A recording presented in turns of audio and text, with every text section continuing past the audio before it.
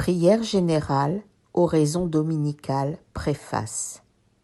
Les esprits ont recommandé de placer l'oraison dominicale en tête de ce recueil, non seulement comme prière, mais comme symbole.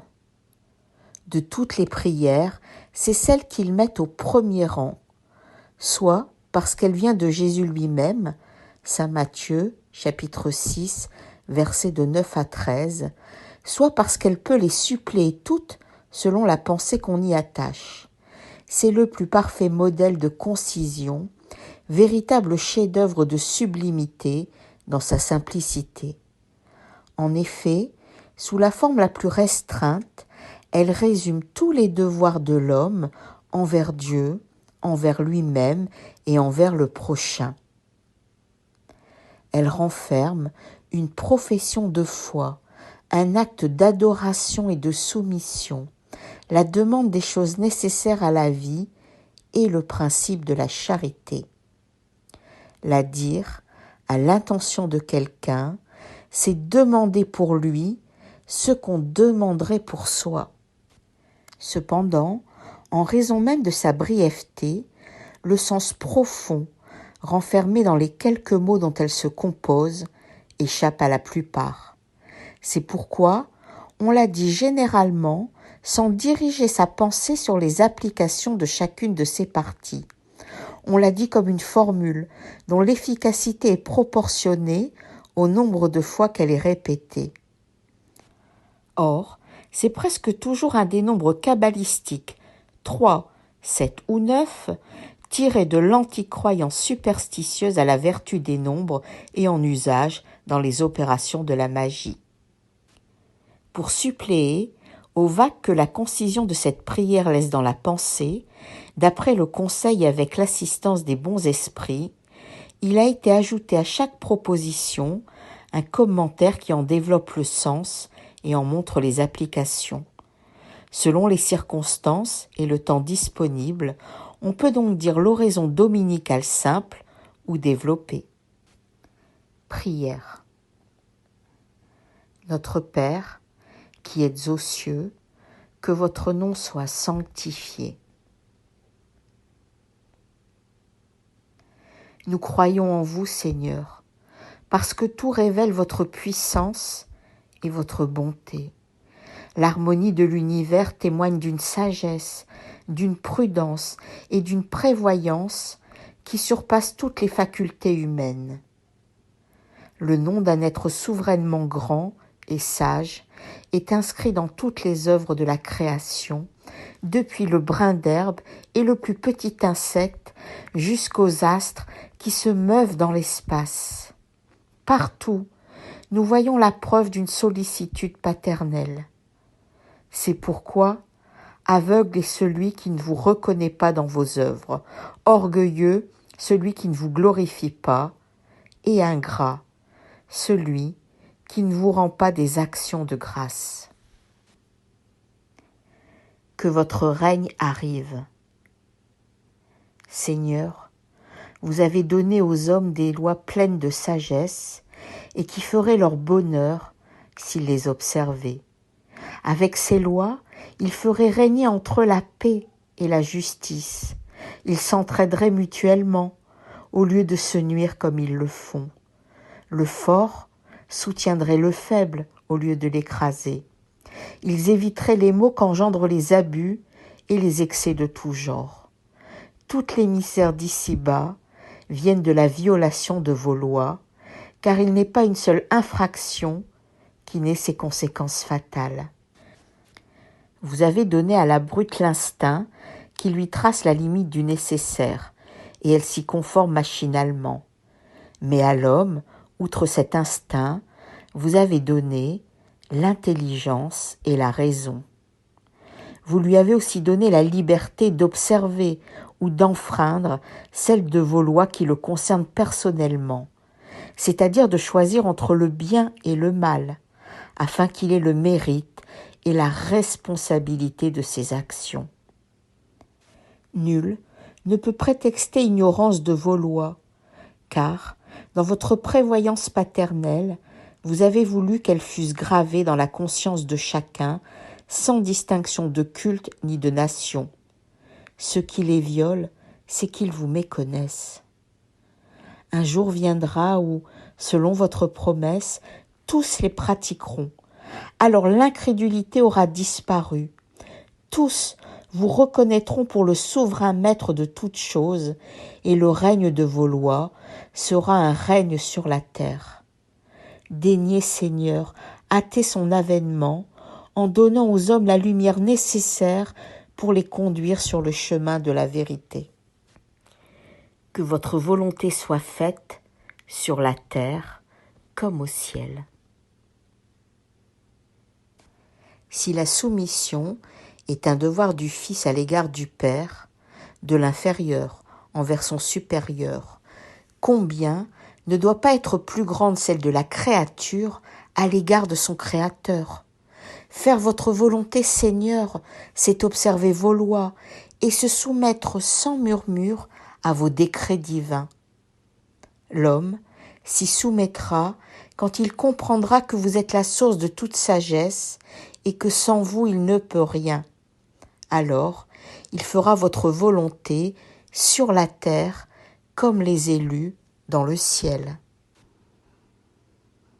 Donnez-nous notre pain de chaque jour.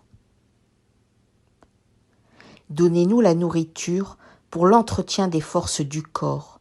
Donnez-nous aussi la nourriture spirituelle pour le développement de notre esprit. La brute trouve sa pâture, mais l'homme la doit à sa propre activité et aux ressources de son intelligence parce que vous l'avez créé libre. Vous lui avez dit, tu tireras ta nourriture de la terre à la sueur de ton front. Par là, vous lui avez fait une obligation du travail afin qu'il exerçât son intelligence par la recherche des moyens de pourvoir à ses besoins et à son bien-être, les uns par le travail matériel, les autres par le travail intellectuel. Sans le travail, il resterait stationnaire et ne pourrait aspirer à la félicité des esprits supérieurs. Vous secondez l'homme de bonne volonté qui se confie à vous pour le nécessaire, mais non celui qui se complaît dans l'oisiveté et voudrait tout obtenir sans peine, ni celui qui cherche le superflu. Chapitre 25. Combien en est-il qui succombent par leur propre faute, par leur incurie, leur imprévoyance ou leur ambition, ou pour n'avoir pas voulu se contenter de ce que vous leur aviez donné. Ceux-là sont les artisans de leur propre infortune et n'ont pas le droit de se plaindre, car ils sont punis par où ils ont péché. Mais ceux-là même, vous ne les abandonnez pas, parce que vous êtes infiniment miséricordieux. Vous leur tendez une main secourable, dès que, comme l'enfant prodigue, ils reviennent sincèrement à vous. Chapitre 5, numéro 4. Avant de nous plaindre de notre sort, demandons-nous s'il n'est pas notre ouvrage. À chaque malheur qui nous arrive, demandons-nous s'il n'eût pas dépendu de nous de l'éviter. Mais disons aussi que Dieu nous a donné l'intelligence pour nous tirer du bourbier et qu'il dépend de nous d'en faire usage. Puisque la loi du travail est la condition de l'homme sur la terre, donnez-nous le courage et la force de l'accomplir. Donnez-nous aussi la prudence, la prévoyance et la modération, afin de n'en pas perdre le fruit.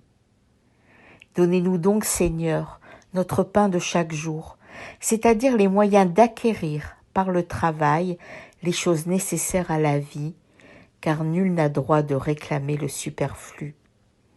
Si le travail nous est impossible, nous nous confions en votre divine providence. S'il entre dans vos desseins de nous éprouver par les plus dures privations, malgré nos efforts, nous les acceptons comme une juste expiation des fautes que nous avons pu commettre dans cette vie ou dans une vie précédente, car vous êtes juste. Nous savons qu'il n'y a point de peine imméritée et que vous ne châtiez jamais sans cause. Préservez-nous, ô mon Dieu, de concevoir de l'envie contre ceux qui possèdent ce que nous n'avons pas, ni même contre ceux qui ont le superflu, alors que nous manquons du nécessaire. Pardonnez-leur s'ils oublient la loi de charité et d'amour du prochain que vous leur avez enseignée. Chapitre 16, numéro 8. Écartez aussi de notre esprit la pensée de nier votre justice, en voyant la prospérité du méchant et le malheur qui accable parfois l'homme de bien. Nous savons maintenant, grâce aux nouvelles lumières qu'il vous a plu de nous donner, que votre justice reçoit toujours son accomplissement et ne fait défaut à personne, que la prospérité matérielle du méchant est éphémère comme son existence corporelle, et qu'elle aura de terribles retours, tandis que la joie, réservée à celui qui souffre avec résignation, sera éternelle. Chapitre 5, numéros 7, 9, 12 et 18. Remettez-nous nos dettes comme nous les remettons à ceux qui nous doivent. Pardonnez-nous nos offenses comme nous pardonnons à ceux qui nous ont offensés. Chacune de nos infractions à vos lois, Seigneur, est une offense envers vous et une dette contractée qu'il nous faudra tôt ou tard acquitter. Nous en sollicitons la remise de votre infinie miséricorde, sous la promesse de faire nos efforts pour n'en pas contracter de nouvelles. Vous nous avez fait une loi expresse de la charité, mais la charité ne consiste pas seulement à assister son semblable dans le besoin. Elle est aussi dans l'oubli et le pardon des offenses. De quel droit réclamerions-nous votre indulgence si nous en manquons nous-mêmes à l'égard de ceux dont nous avons à nous plaindre? Donnez-nous, ô mon Dieu, la force d'étouffer dans notre âme tout ressentiment, toute haine et toute rancune. Faites que la mort ne nous surprenne pas avec un désir de vengeance dans le cœur. S'il vous plaît, de nous retirer aujourd'hui même d'ici-bas, faites que nous puissions nous présenter à vous, purs de toute animosité, à l'exemple du Christ dont les dernières paroles furent pour ses bourreaux. Chapitre 10. Les persécutions que nous font endurer les méchants font partie de nos épreuves terrestres. Nous devons les accepter sans murmure, comme toutes les autres épreuves, et ne pas maudire ceux qui, par leur méchanceté, nous frayent le chemin du bonheur éternel, car vous nous avez dit, par la bouche de Jésus, « Bienheureux ceux qui souffrent pour la justice ». Bénissons donc la main qui nous frappe et nous humilie, car les meurtrissures du corps fortifient notre âme et nous serons relevés de notre humilité. Chapitre 12, numéro 4. Béni soit votre nom, Seigneur, de nous avoir appris que notre sort n'est point irrévocablement fixé après la mort. Nous nous trouverons dans d'autres existences les moyens de racheter et de réparer nos fautes passées, d'accomplir dans une nouvelle vie ce que nous ne pouvons faire en celle-ci pour notre avancement. Chapitre 4, chapitre 5, numéro 5. Par là s'expliquent enfin toutes les anomalies apparentes de la vie. C'est la lumière jetée sur notre passé et notre avenir, le signe éclatant de votre souveraine justice et de votre bonté infinie. Ne nous abandonnez point à la tentation, mais délivrez-nous du mal. Donnez-nous, Seigneur, la force de résister aux suggestions des mauvais esprits qui tenteraient de nous détourner de la voie du bien en nous inspirant de mauvaises pensées.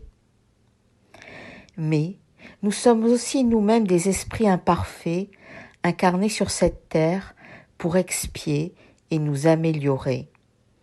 La première cause du mal est en nous, et les mauvais esprits ne font que profiter de nos penchants vicieux dans lesquels ils nous entretiennent pour nous tenter. Chaque imperfection est une porte ouverte à leur influence, tandis qu'ils sont impuissants et renoncent à toute tentative contre les êtres parfaits. Tout ce que nous pourrions faire pour les écarter est inutile si nous ne leur opposons une volonté inébranlable dans le bien et un renoncement absolu au mal. C'est donc contre nous-mêmes qu'il faut diriger nos efforts, et alors les mauvais esprits s'éloigneront naturellement, car c'est le mal qui les attire, tandis que le bien les repousse. 5. Ci-après, prière pour les obsédés. Seigneur, soutenez-nous dans nos faiblesses, inspirez-nous, par la voix de nos anges gardiens et des bons esprits, la volonté de nous corriger de nos imperfections, afin de fermer aux esprits impurs l'accès de notre âme. 5. Ci-après, numéro 11.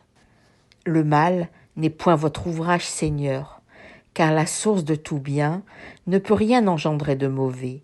C'est nous-mêmes qui le créons en enfreignant vos lois, et par le mauvais usage que nous faisons de la liberté que vous nous avez donnée. Quand les hommes observeront vos lois, le mal disparaîtra de la terre comme il a déjà disparu dans les mondes plus avancés. Le mal n'est une nécessité fatale pour personne, et il ne paraît irrésistible qu'à ceux qui s'y abandonnent avec complaisance. Si nous avons la volonté de le faire, nous pouvons aussi avoir celle de faire le bien. C'est pourquoi, ô mon Dieu, nous demandons votre assistance et celle des bons esprits pour résister à la tentation. Ainsi soit-il. Plaise à vous, Seigneur, que nos désirs s'accomplissent. Mais nous nous inclinons devant votre sagesse infinie. Sur toutes les choses, qu'il ne nous est pas donné de comprendre qu'il soit fait selon votre sainte volonté et non selon la nôtre, car vous ne voulez que notre bien et vous savez mieux que nous ce qui nous est utile. Nous vous adressons cette prière, ô mon Dieu, pour nous-mêmes. Nous vous l'adressons aussi pour toutes les âmes souffrantes, incarnées ou désincarnées, pour nos amis et nos ennemis, pour tous ceux qui réclament notre assistance. Nous appelons sur tous votre miséricorde et votre bénédiction. Nota, on peut formuler ici ce dont on remercie Dieu et ce que l'on demande pour soi-même ou pour autrui. Certaines traductions portent « ne nous induisez point en tentation » et nenos inducas in tentationem. Cette expression donnerait à entendre que la tentation vient de Dieu, qu'il pousse volontairement les hommes au mal, pensée blasphématoire qui assimilerait Dieu à Satan, et ne peut avoir été celle de Jésus. Elle est du reste conforme à la doctrine vulgaire sur le rôle des démons. Voir Le ciel et l'enfer, chapitre 10, les démons.